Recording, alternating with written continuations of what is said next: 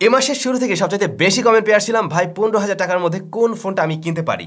গেমিংয়ের জন্য ভালো হতে হবে, ডিসপ্লে সেকশন ভালো হতে হবে এবং অবশ্যই ক্যামেরা সেকশন আর সেই সাথে ব্যাটারি ব্যাকআপ। এই সব কিছু মিলে আমি 15,000 টাকার মধ্যে কোন ফোনটাকে চয়েস করতে পারি। ওয়েল, আজকের ভিডিওতে আমি 3টি স্মার্টফোন সম্বন্ধে আপনাদেরকে জানাবো, যে 3টি স্মার্টফোন বাংলাদেশে এই মুহূর্তে 15,000 টাকাতে আপনি অফিসিয়ালি পেয়ে যাবেন এবং এই মুহূর্তে দাঁড়িয়ে এগুলোই সেরা স্মার্টফোন। হ্যাঁ, 1 মাস 2 মাস পরে আরও ভালো ফোন আসতেই পারে, বাট এই মুহূর্তে দাঁড়িয়ে এই ফোনগুলোই সেরা ফোন। তাহলে কি দেখে এই 3টে স্মার্টফোন আমি আসলে সিলেক্ট করেছি? প্রথমেই ডিসপ্লে সেকশন, প্রত্যেকটাতে ফুল এইচডি প্লাস রেজুলেশনের ডিসপ্লে থাকতে হবে এবং অবশ্যই হাই রিফ্রেশ রেট, সেটা 90 হার্টস। তার মানে আমি 60 হার্টসও রাখিনি, এইচডি প্লাসও রাখিনি। এরপরে ক্যামেরা সেকশন, ক্যামেরা সেকশনে মিনিমাম 48 মেগাপিক্সেল ক্যামেরা এবং ক্যামেরা কোয়ালিটি অবশ্যই ভালো। তারপরে আসি আমরা এসওসিতে। প্রসেসর সেকশনে মিনিমাম মিডিয়াটেক হেলিও Z85 এর নিচে না, এবং ব্যাটারি 5000 mAh এর উপরে হবে, বাট নিচে হতে পারবে না। আর ফাস্ট চার্জিং সিস্টেমও থাকতে হবে। সো আশা করছি বুঝতে পারছেন, প্রত্যেকটা স্মার্টফোনে মোটামুটি ভালো কিছু অফার করছে এরকম জায়গা থেকে। আজকের এই 3টে স্মার্টফোনকে কিন্তু আমি কোনো নাম্বারিংয়ে রাখছি না, অর্থাৎ 1 2 3 এরকম না, 1 নাম্বারটা সবচেয়ে সেরা, 3 নাম্বারটা খারাপ হবে একটু, এরকম না। প্রত্যেকটাই আলাদা আলাদা পার্সনদের জন্য ঠিকঠাক আছে। তো শুরু করছি আমরা ইনফিনিক্সের একটি স্মার্টফোন দিয়ে, ইনফিনিক্স হট 11s। এর ব্যাপারে নতুন করে বলার কিছু নেই। এই মোবাইল ফোনটার 4/128GB ভ্যারিয়েন্ট বাংলাদেশে আপনারা 15,000 টাকাতে অফিসিয়ালি পেয়ে যাবেন। সে সাথে 1 ইয়ার ওয়ারেন্টি রয়েছে এবং এই মোবাইল ফোনটার ডিসপ্লেটা আমরা দেখছি 6.78 ইঞ্চ, বেশ বড়সড় ডিসপ্লে, যা কিনা ফুল এইচডি প্লাস রেজুলেশনের এবং 90 হার্টস হাই রিফ্রেশ রেটের। আর ডিসপ্লে পিক ব্রাইটনেস হলো 500 নিটস। সো ডিসপ্লেতে ভালো একটা ব্রাইটনেস পাবেন, ডিসপ্লেটা বেশ কালারফুল এবং হাই রিফ্রেশ রেট রয়েছে। এবং সত্যি বলতে 15,000 টাকায় এই ডিসপ্লেটা নিয়ে একেবারেই সন্তুষ্ট থাকার মতো। পারফরমেন্স সেকশনে MediaTek Helio Z88, MediaTek Helio Z88 বেশ ভালো পারফর্ম করে, Z85 Z88 অলমোস্ট কাছাকাছি, বাট তারপরেও গ্রাফিক সেকশনে কিছুটা এগিয়ে থাকবে, সেখানে মোটামুটি একটু ভালো পারফরমেন্স পাবেন। তো 15,000 টাকার কোনো একটি মোবাইল ফোন দিয়ে যদি আপনি টুকটাক গেমিং করতে চান, ডেফিনেটলি এই ফোন দিয়ে আপনি সেটা পারছেন। এবং লং টাইম গেমিংয়েও এই ফোনটা কিন্তু খুব বেশি গরম হয় না আর খুব বেশি ব্যাটারি বার্নও করে না। তবে আপনার যদি আরেকটু বাজেট থাকে, সেক্ষেত্রে অবশ্যই 6GB র্যাম ভ্যারিয়েন্ট চয়েস করতে পারেন, যেটা মনে হয় 16,000 টাকা। আর এই মোবাইল ফোনের ক্ষেত্রে আমরা ক্যামেরা দেখছি 50 মেগাপিক্সেলের মেইন শুটার, যার রেজাল্ট কিন্তু মোটামুটি ভালোই আমরা পেয়েছি প্রপার লাইটিং কন্ডিশনে। সেই সাথে রয়েছে 2 মেগাপিক্সেলের ডেপথ সেন্সর, তবে আলট্রাওয়াইড সেন্সর নেই, যে কারণে এই ফোনের ক্যামেরা সেকশনটা এখানে অবশ্যই একটু পিছিয়ে থাকবে। ফ্রন্ট ফেসিং ক্যামেরা 8 মেগাপিক্সেলের শুটার, যা মোটামুটি একটা অ্যাভারেজ রেজাল্ট দিতে পারে। ব্যাটারি রয়েছে 5000 mAh এর এবং 18 ওয়াটের চার্জার। তো ব্যাটারি এবং চার্জার সেটাও মোটামুটি ওকে আছে এই বাজেটের জন্য। আমার মনে হয় এই ফোনটা চয়েস করতে পারেন যাদের একটু বড় সড়ো ফোন দরকার, মিডিয়া কনজাম্পশন করেন প্রচুর এবং অবশ্যই 15,000 টাকার মধ্যে একটু গেমিং ফোনও চান, তারা চাইলে এই ফোনটাকে দেখতে পারেন। পরবর্তী স্মার্টফোনটা হলো টেকনো ব্র্যান্ডের টেকনো স্পার্ক 8 প্রো, যা 15,490 পাবেন। 15,000 টাকা থেকে আর একটু বাড়াতে হচ্ছে আর কি। এর ডিসপ্লেটাও বেশ বড় সড়ো, 6.8 ইঞ্চ, ফুল HD plus resolution, 90 hertz refresh rate এবং পিক ব্রাইটনেস 500। এইটার ডিসপ্লে আর ওই যে ইনফিনিক্সের ওই ফোনটার ডিসপ্লে অলমোস্ট সেম, প্রায় একরকমই লাগবে। তাহলে ডিসপ্লে সেকশন নিয়ে অবশ্যই সন্তুষ্ট থাকা যাবে। দেন আমরা আসছি প্রসেসর সেকশনে, সেখানে দেখতে পাই মিডিয়াটেক হেলিও Z85 Z88 এর তুলনায় একটু স্লাইডলি পিছিয়ে থাকে, অলমোস্ট সেম পারফরমেন্স করে, বাট একটু।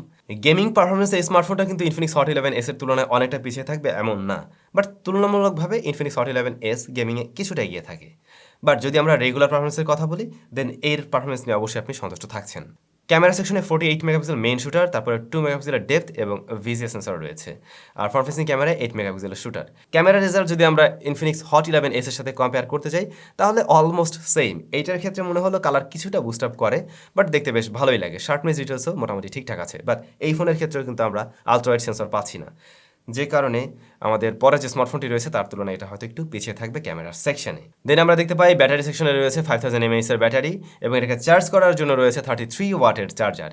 এটা অবশ্যই ভালো বিষয় যে ব্যাটারির সাথে আমরা বড় চার্জার পাচ্ছি। সুতরাং ব্যাটারি সেকশনে আবার হট 11s এর তুলনায় এগিয়ে থাকছে এই স্মার্টফোনটি। এখন ডিসিশনটা আপনাকে নিতে হবে, আমি প্রসেসরে একটু বেশি কিছু নিব নাকি আমি চার্জারটা একটু বেশি কিছু চাচ্ছি। আবার যদি ডিজাইন নিয়ে আমরা বলতে চাই, সেই ক্ষেত্রে কিন্তু স্পার্ক 8 কিছুটা এগিয়ে থাকবে হট 11s এর তুলনায়। আমাদের লিস্টের সর্বশেষ স্মার্টফোন, যা আমার কাছে বেশ গুছানো একটি প্যাকেজ মনে হয়েছে, আর তা হলো রেডমি 10 2022। এই স্মার্টফোনটি কিন্তু আপনারা 15,000 টাকাতে এই মুহূর্তে পেয়ে যাবেন, 4/64GB ভ্যারিয়েন্ট। এই মোবাইল ফোনটাতেও ফুল এইচডি প্লাস রেজুলেশনের ডিসপ্লে দেখছি, যেখানে 90 হার্টজ রিফ্রেশ রেট রয়েছে এবং পিপিআই হলো 405। বাট এর ডিসপ্লের ব্রাইটনেস কিছুটা কম রয়েছে। আমরা যদি কম্পেয়ার করি টেকনোর ফোনটার সাথে এবং কম্পেয়ার করি ইনফিনিক্সের ফোনের সাথে, দেন এর ডিসপ্লে সেকশনটা কিছুটা পিছিয়ে পড়বে। যেমন এটা একটু ওয়াশড আউট টাইপের কালার দেয়, মানে কিছুটা আপনার কাছে মনে হবে কুলার টোনে কালার দিচ্ছে। আবার ব্রাইটনেসের ক্ষেত্রেও অবশ্যই একটু পিছিয়ে থাকে। সো ডিসপ্লেটা 90 হার্টজ ফুল এইচডি প্লাস ঠিক আছে, কিন্তু ব্রাইটনেসের ক্ষেত্রে এই ফোনটাতে আমরা একটু কম পাচ্ছি। তবে ডিসপ্লেকে প্রোটেকশন করছে কর্নিং গরিলা গ্লাস 3। ওই দুটো স্মার্টফোনেও যেন কোন প্রোটেকশন রয়েছে আমার ঠিক খেয়াল নাই, বাট প্রোটেকশন ওই দুটোতেও আছে। প্রসেসর সেকশনে MediaTek Helio Z88, Infinix hot 11s same প্রসেসরটি ছিল।